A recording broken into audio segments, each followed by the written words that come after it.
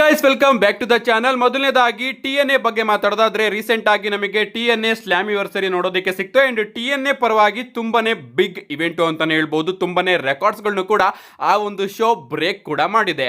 ಕೆಲವೊಂದಷ್ಟು ಮೂಮೆಂಟ್ಸ್ ಗಳ ಬಗ್ಗೆ ಮಾತಾಡೋದಾದ್ರೆ ನಮ್ಮ NXT ವಿಮೆನ್ಸ್ ಚಾಂಪಿಯನ್ ಆದಂತಹ ಜೆಸ್ಸಿ ಜೇನ್ ಅವರು ಈಗ TNA ವಿಮೆನ್ಸ್ ನಾಕ್ಔಟ್ ಚಾಂಪಿಯನ್ಶಿಪ್ ನ ಕೂಡ ಗೆದ್ದಿದ್ದಾರೆ. ಅಂಡ್ ಇವರು ಕೂಡ ಟ್ರಿಕ್ ವಿಲಿಯಂ ಅವರ ರೀತಿ TNA ಚಾಂಪಿಯನ್ ಆಗಿದ್ದಾರೆ. ಬದಲಿಗೆ ಇವರ ಕೈಯಲ್ಲಿ NXT ವಿಮೆನ್ಸ್ ಚಾಂಪಿಯನ್ಶಿಪ್ ಕೂಡ ಇದೆ, ಹಾಗೆ TNA ವಿಮೆನ್ಸ್ ಚಾಂಪಿಯನ್ಶಿಪ್ ಕೂಡ ಇದೆ.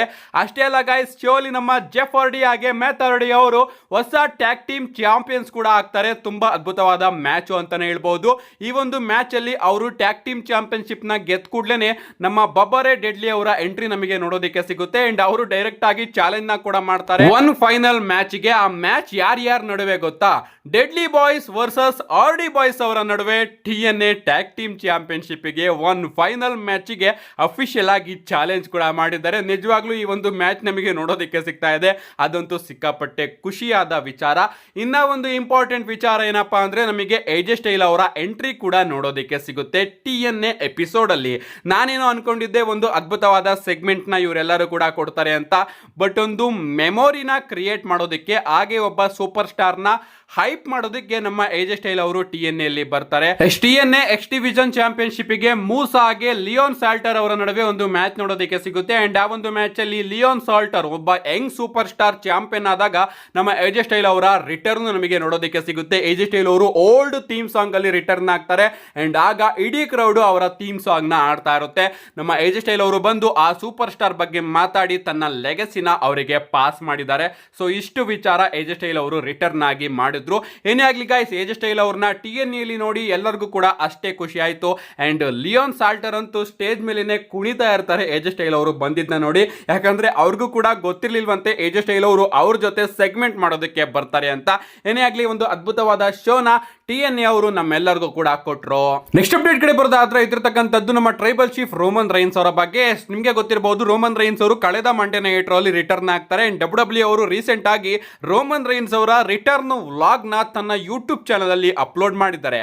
ಅದರಲ್ಲಿ ನಮ್ಮ ರೋಮನ್ ರೈನ್ಸ್ ಅವರ ಬ್ಯಾಕ್ ಸ್ಟೇಜ್ ವಿಡಿಯೋ ಕೂಡ ಇದೆ. ಅಂಡ್ ಅದರಲ್ಲಿ ಅವರು ಸಿಕ್ಕಾಪಟ್ಟೆ ಹ್ಯಾಪಿ ಆಗಿ ನಮಗೆ ನೋಡೋದಕ್ಕೆ ಸಿಗ್ತಾರೆ. ಕ್ಯಾಮ್ರಾಮನ್ ಸ್ಟೂ ಅವರ ಜೊತೆನೂ ಕೂಡ ನಮ್ಮ ರೋಮನ್ ರೈನ್ಸ್ ಅವರು ಮಾತಾಡಿ ಬ್ಯಾಕ್ ಸ್ಟೇಜ್ ಗೆ ಬಂದು ಪಾಲಿಮೆನ್ ಆಗಿ ಸೆತ್ ರೋಲಿನ್ಸ್ ಅವರ ಬಗ್ಗೆನೂ ಕೂಡ ಮಾತಾಡ್ತಾರೆ. ಅವ್ರು ಹೇಳ್ತಾರೆ, ನನ್ನ ವೈಸ್ ಮ್ಯಾನ್ ನಿಂದ ನಾನು ತುಂಬಾನೇ ವಿಚಾರನ ಕಲ್ತಿದ್ದೀನಿ, ಬಟ್ ಈಗ ಅವನು ತುಂಬಾನೇ ಬದಲಾಗಿದ್ದಾನೆ. ಅವನು ಈಗ ನನ್ನ ವೈಸ್ ಮ್ಯಾನ್ ಅಲ್ಲ, ಅಂಡ್ ಈಗ ನಾನು ಟ್ರೈಬಲ್ ಚೀಫ್ ರೀತಿ ಆ ಒಂದು ವಿಚಾರನ ಹ್ಯಾಂಡಲ್ ಮಾಡ್ತೀನಿ. ಅಷ್ಟೇ ಅಲ್ಲ, ಅವನು ರಸಲ್ ಮೇನಿಯಾದಲ್ಲಿ ನನಗೆ ಮೋಸ ಮಾಡ್ದ, ಅದು ಕೂಡ ಒಬ್ಬ ವ್ಯಕ್ತಿಗೋಸ್ಕರ. ಅಂಡ್ ಆ ವ್ಯಕ್ತಿ ಬಗ್ಗೆ ನಾನು ಮಾತಾಡೋದಕ್ಕೆ ಇಷ್ಟಪಡೋದಿಲ್ಲ. ನನ್ನ ಹಾಗೆ ಅವನ ನಡುವೆ ತುಂಬಾ ವರ್ಷಗಳಿಂದ ಆಗ್ ಬರ್ತಾ ಇಲ್ಲ, ಆದ್ರೂ ಕೂಡ ನಾನು ಅವನಿಗೆ ಸ್ಪೀಡಿ ರಿಕವರಿನ ಬಯಸ್ತೀನಿ. ಯಾಕಂದ್ರೆ ಅವನು ಆದಷ್ಟು ಬೇಗ ಇಲ್ಲಿಗೆ ಬರಬೇಕು. ಅವನು ಬಂದ ಕೂಡಲೇ ನಾನು ಮತ್ತೊಮ್ಮೆ ಅವನಿಗೆ ಇಂಜುರಿ ಮಾಡಬೇಕು, ಅದಕ್ಕೋಸ್ಕರ ಸ್ಪೀಡಿ ರಿಕವರಿನ ನಾನು ಬಯಸ್ತೀನಿ. ಅಂಡ್ ಪಾಲಿಮೆನ್ ಬಗ್ಗೆ ಮಾತಾಡೋದಾದ್ರೆ ದೇವರು ಅವ್ರಿಗೂ ಕೂಡ ಒಳ್ಳೆ ಆರೋಗ್ಯನ ಕೊಡ್ಲಿ. ನಾನು ಯಾರಿಗೂ ಕೂಡ ಇಂಜುರಿನ ಬಯಸೋದಿಲ್ಲ, ಯಾಕಂದ್ರೆ ನಾನೇ ಪಾಲಿಮೆನ್ ಅವರಿಗೆ ಇಂಜುರಿ ಮಾಡಬೇಕು ಅಂತ ಇದ್ದೀನಿ ಅಂತ ಹೇಳಿ ಈ ಒಂದು ಎಲ್ಲಾ ವಿಚಾರನ ಟ್ರೈಬಲ್ ಚೀಫ್ ಹ್ಯಾಂಡಲ್ ಮಾಡ್ತಾನೆ ಅಂತ ನಮ್ಮ ರೋಮನ್ ರೈನ್ಸ್ ಅವರು ಹೇಳಿದ್ದಾರೆ. ಸೊ ವಾರ್ನಿಂಗ್ ನಂತೂ ಕೊಟ್ಟಿದ್ದಾರೆ. ಅಂಡ್ ಸೆತ್ ರೋಲಿನ್ಸ್ ಅವ್ರಿಗೂ ಕೂಡ ಹೇಳಿದ್ದಾರೆ, ನೀನು ಬೇಗ ರಿಟರ್ನ್ ಆಗು, ಯಾಕಂದ್ರೆ ಮತ್ತೊಮ್ಮೆ ನಾನು ನಿನಗೆ ಇಂಜುರಿ ಮಾಡಬೇಕು ಅಂತ. ನೆಕ್ಸ್ಟ್ ಅಪ್ಡೇಟ್ ಕಡೆ ಬರೋದಾದ್ರೆ ಇದ್ರತಕ್ಕಂಥದ್ದು ನಮ್ಮ ವೈಪರ್ ರ್ಯಾಂಡಿ ಆರ್ಟನ್ ಅವರ ಬಗ್ಗೆ. ಮೊದಲನೇದಾಗಿ ಈ ಒಂದು ಫೋಟೋನ ನೀವು ಇಲ್ಲಿ ನೋಡ್ತಾ ಇರಬಹುದು. ಇದು ರೀಸೆಂಟ್ ಲೈವ್ ಇವೆಂಟ್ ಅಲ್ಲಿ ಆದಂತಹ ಘಟನೆ.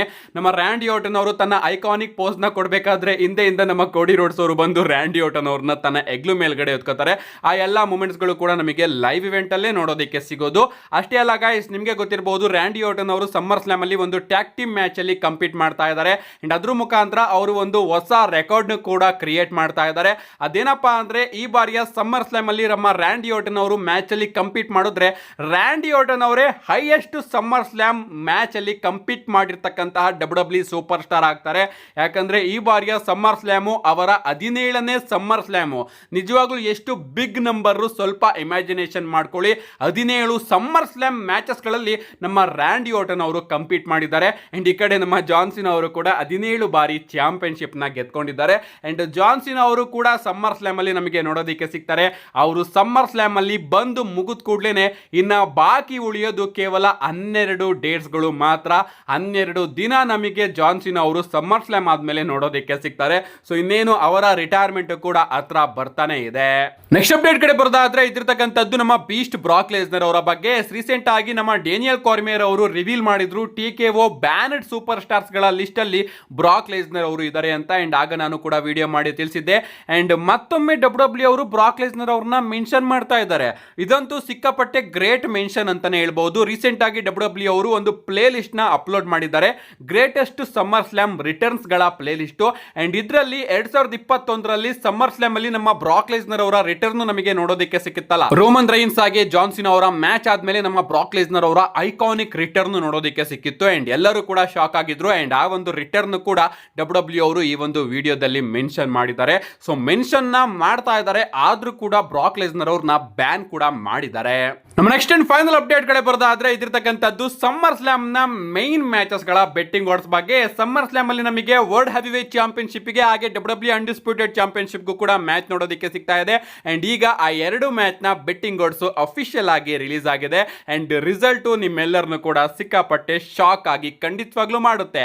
ಮೊದಲನೇದಾಗಿ ಗಂತರ್ ಹಾಗೆ CM ಪಂಕ್ ಅವರ ನಡುವೆ ನಮಗೆ ವರ್ಲ್ಡ್ ಹೆವಿ ವೇಟ್ ಚಾಂಪಿಯನ್ಶಿಪ್ ಗೆ ಒಂದು ಸಿಂಗಲ್ಸ್ ಮ್ಯಾಚ್ ನೋಡೋದಕ್ಕೆ ಸಿಗ್ತಾ ಇದೆ. ಅಂಡ್ ಈ ಒಂದು ಮ್ಯಾಚ್ ಅಲ್ಲಿ ಬೆಟ್ಟಿಂಗ್ ಆಡ್ಸ್ ಪ್ರಕಾರ ನಮ್ಮ CM ಪಂಕ್ ಅವರು ಗೆಲ್ತಾರಂತೆ. ಅಂಡ್ ಅವರು ಸಮ್ಮರ್ ಸ್ಲಾಮ್ ಅಲ್ಲಿ ಹೊಸ ವರ್ಲ್ಡ್ ಹೆವಿ ವೇಟ್ ಚಾಂಪಿಯನ್ ಆಗ್ತಾರಂತೆ. ಅಂಡ್ ಎರಡನೇದಾಗಿ WWE ಅನ್ಡಿಸ್ಪ್ಯೂಟೆಡ್ ಚಾಂಪಿಯನ್ಶಿಪ್ ಗೆ ನಮಗೆ ಜಾನ್ ಸಿನಾ ಹಾಗೆ ಕೋಡಿ ರೋಡ್ಸ್ ಅವರ ನಡುವೆ ಒಂದು ಸ್ಟ್ರೀಟ್ ಫೈಟ್ ಮ್ಯಾಚ್ ನೋಡೋದಕ್ಕೆ ಸಿಗ್ತಾ ಇದೆ. ಅಂಡ್ ಈ ಒಂದು ಮ್ಯಾಚ್ ಅಲ್ಲೂ ಕೂಡ ಬೆಟ್ಟಿಂಗ್ ಆಡ್ಸ್ ಪ್ರಕಾರ ನಮ್ಮ ಕೋಡಿ ರೋಡ್ಸ್ ಅವರು ಗೆಲ್ತಾರಂತೆ. ಅಂಡ್ ಅವರು ಹೊಸ ಅನ್ಡಿಸ್ಪ್ಯೂಟೆಡ್ ಚಾಂಪಿಯನ್ ಆಗ್ತಾರಂತೆ. ಬೆಟ್ಟಿಂಗ್ ಆಡ್ಸ್ ಈ ರೀತಿ ಹೇಳ್ತಾ ಇದೆ. ಅಂಡ್ ಈ ಎರಡು ಮ್ಯಾಚಸ್ ಅಲ್ಲೂ ಕೂಡ ಏನೇನಾಗುತ್ತೆ ಅಂತ ಒಂದೊಂದು ಮ್ಯಾಚ್ಗೂ ಕೂಡ ನಾನು ಸಪರೇಟ್ ವಿಡಿಯೋನ ತಗೊಂಡು ಬರ್ತೀನಿ. ಸಮ್ಮರ್ ಸ್ಲಾಮ್ ಅಲ್ಲಿ world heavy wait championship match ಅಲ್ಲಿ ಯಾವ ಎಂಡಿಂಗ್ಸ್ ನಮಗೆ ನೋಡೋದಕ್ಕೆ ಸಿಗಬಹುದು, ಹಾಗೆ ಅನ್ಡಿಸ್ಪ್ಯೂಟೆಡ್ WWE ಚಾಂಪಿಯನ್ಶಿಪ್ ಮ್ಯಾಚ್ ಅಲ್ಲಿ ಯಾವ ಎಂಡಿಂಗ್ಸ್ ಗಳು ನೋಡೋದಕ್ಕೆ ಸಿಗಬಹುದು ಅಂತ. ಆದಷ್ಟು ಬೇಗ ಈ ಎರಡು ವಿಡಿಯೋಸ್ಗಳು ಕೂಡ ಈ ಒಂದು ಚಾನಲ್ ಅಲ್ಲಿ ನಿಮಗೆ ನೋಡೋದಕ್ಕೆ ಸಿಗುತ್ತೆ. ಅದಕ್ಕೋಸ್ಕರ ಚಾನಲ್ ನ ಸಬ್ಸ್ಕ್ರೈಬ್ ಮಾಡ್ಕೊಳ್ಳಿ ಅಂತ ಹೇಳ್ತಾ see you guys in my next video.